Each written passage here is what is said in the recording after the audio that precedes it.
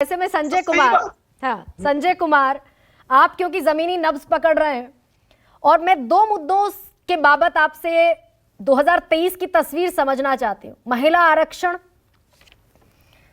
और क्योंकि इन पांचों राज्यों में महिला वोटर की तादाद अच्छी खासी है और दो राज्य तो ऐसे हैं जहां पुरुषों से भी ज्यादा है, और दूसरी जो लकीर खींची गई है जातीय जनगणना की, ओबीसी की लामबंदी की, उसका जमीन पर असर दिख रहा है।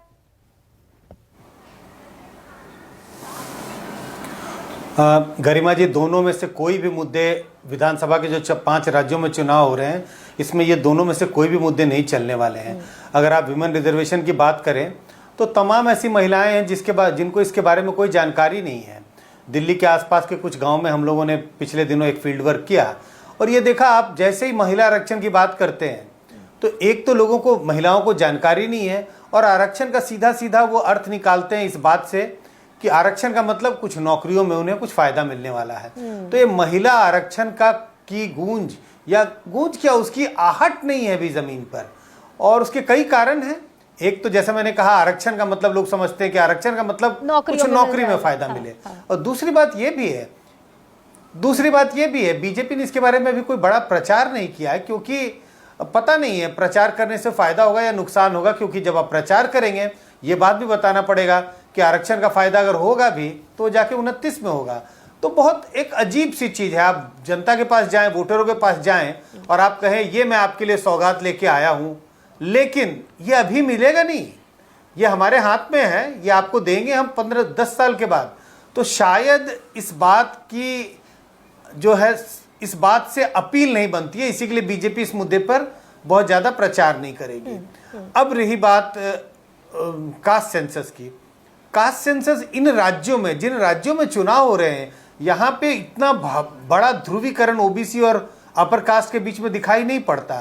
तो इतना बड़ा मुद्दा ये भी नहीं बनने वाला है। लोकल मुद्दे ज्यादा हावी होंगे। अगर यूपी का चुनाव हो, बिहार का चुनाव होता तो ये मुद्दे बन सकते थे, क्योंकि दोनों तरफ की पार्टियां, मान लीजिए बिहार में चुनाव हो रहे होते तो एक तरफ जेडीयू और आरजेडी इस मुद्दे को उठाते, तो दूसरी तरफ बीजेपी भी इसकी काट ढूंढती। लेकिन मुझे नहीं लगता कि तीन राज्य जहां पर कांग्रेस और बीजेपी का सीधा सीधा मुकाबला है, वहां पर अगर कांग्रेस भी इस मुद्दों को लेके जाएगी तो कांग्रेस को इसको बड़ा फायदा नहीं मिलने वाला है। फायदा नहीं मिलता दिख रहा है। इसकी पहल जो है वो उसको रीजनल पार्टियों ने किया। तो दोनों मुद्दे, गरिमा जी, मुझे नहीं लगता है कि जमीन पर इसकी कोई आहट अभी दिखाई। तो फिर ये भी बताइए संजय कुमार कि फिर मुद्दे तो वही चलेंगे, बिजली, पानी, 500 का सिलेंडर हो गया, 1250 रुपए शिवराज सिंह चौहान दे रहे हैं, प्रियंका गांधी 1500 का वादा कराई, कर्जे माफ हो जाएंगे, या फिर जितने भी बिजली, पानी मैंने कहा, सड़कें कहीं, सिलेंडर कहा, 40 लाख फोन दे दिए गए, कोई स्कूटी दे रहा है, कोई इस तरह के जितने भी वादे, फिर इन मुद्दों पर चुनाव लड़ा जा रहा है क्या? बिल्कुल, पार्टियां इसका सहारा लेंगी। आपने जिन बातों का जिक्र किया, मध्य प्रदेश में शिवराज सिंह चौहान की सरकार ने जितने घोषणाएं की हैं, वो उसका बार बार बढ़ चढ़कर ऐलान किया जाएगा। हमारी सरकार ने आपको क्या दिया, इस बात का ऐलान होगा।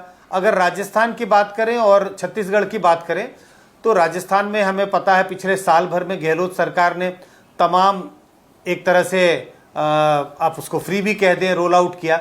उसकी चर्चा की जाएगी कि देखिए, और दूसरे राज्यों से कंपैरिजन होगा। हम सिलेंडर इतने में दे रहे हैं, हम महिलाओं को ये तमाम तरह की सुविधाएं दे रहे हैं। तो पार्टियां इनका सहारा लेंगी।